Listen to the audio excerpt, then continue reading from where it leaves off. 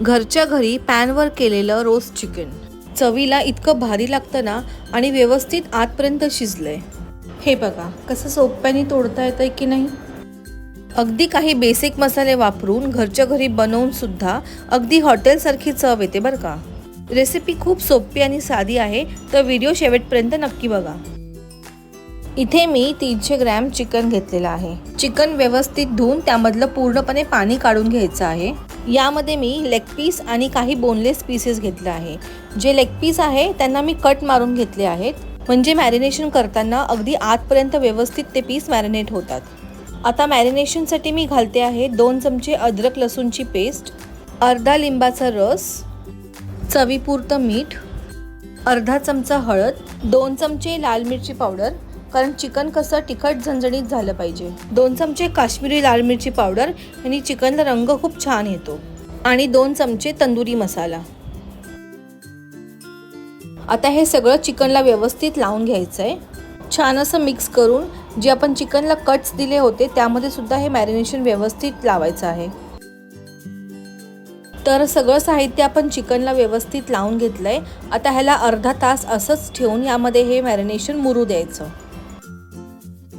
आता अर्धा तास झाला आहे आणि तुम्ही बघू शकतात किती व्यवस्थित हे चिकन मॅरिनेट सुद्धा झालं आहे। चला तर मग ह्याला पॅनवर फ्राय करून घेऊया।